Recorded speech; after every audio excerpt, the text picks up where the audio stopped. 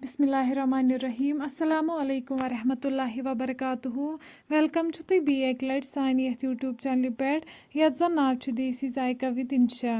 Video start करने brought अगर तुई सान चैनल पे नई छु सान यूट्यूब चैनल कर सब्सक्राइब वीडियो कर लाइक तो शेयर बे दीजिए पन फीडबैक आज बनाओ इस हाक मुज तो कॉकुड़ यमिच रेसिपी बह तुह शेयर कर तो करो अजुक वीडियो स्टार्ट रेसिपी बनाने खतर नी दानस पे कड़ाई अत मज लागो वन आब बी त्रो वन अत मज लेदर चमचा तो नून चमचा वन थो अत पे ठांड तीस कालस अत ग्रेख यह 5 मिनट बाद तुलो वन ठांड थोद तुम हेकि वुचित आब यन ग्रेकन अम पे त्रो वन अत मज कॉकुड़ गोडनेथ छलित थोमुत वन दिमो यन कॉकड़स असल पे फकर यन थो वन अत ठांड तीस कालस अत असल पे फकर लगे 10 मिनट बाद तुलो वन यन ठांड थोद तुम हेकि वुचित अत फकर असल पे लोगमुत अम पे थो वन बी दानस पे कड़ाई अत मज त्रो वन तेल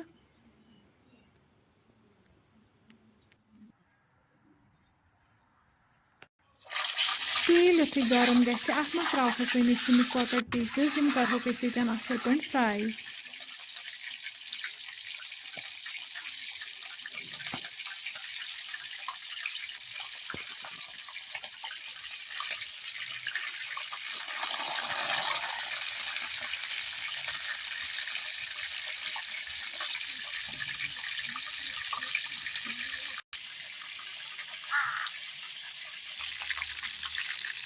माशाअल्लाह तुम हेकि यन वुचित कॉकुड़ यन असल पे फ्राई गोमुत अम पे कड़ो वन अकिस बानस मज नेबर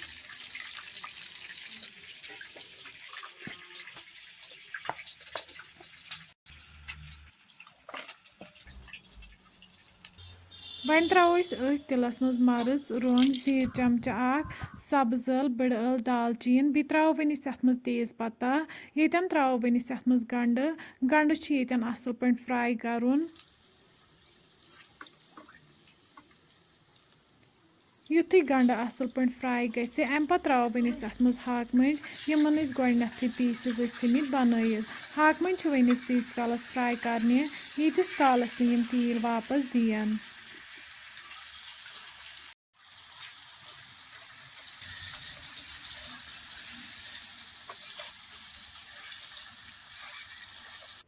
तुम हेकि यन वुचित हाक मज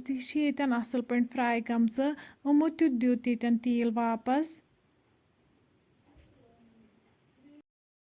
वन त्रो अत मज आब कप बी त्रो वन अत मज बादियान पाउडर चमचा गरम मसाला नून मरचांगन तो लिदर यम सारी मसाल करो वन अत मज असल पे मिक्स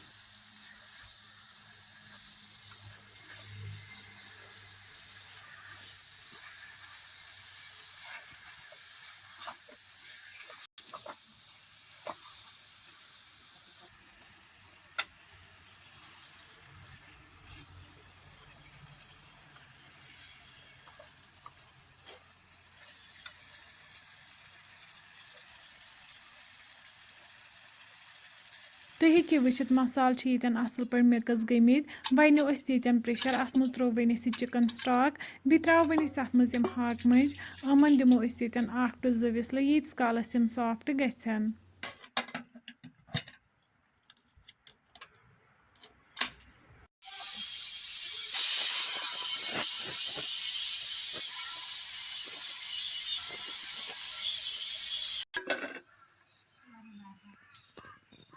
जो विसल बाद वालो वन प्रेशर दान पे बोन अम पे करो वन अत मज कॉकुड़ ऐड उस फ्राई कर थोमुत यह करो वन असल पे मिक्स हाक मंजन वन थो तीस कालस दानस पे यीतिस कालस अमिच ग्रेवी कम गि लास्टस पे करो वन अत मज ऐड दान वल तो नील मरचांगन 10 मिनट बाद वालो वन दान पे बोन माशाअल्लाह तुम हेकि यन वुचित सन रेसिपी बिल्कुल तैयार फ्रेंड्स अगर तुम सोन अजुक वीडियो पसंद आमुत सन यूट्यूब चैनल कर सब्सक्राइब वीडियो कर लाइक तो शेयर बे दीजिए पन फीडबैक अल्लाह हाफिज़।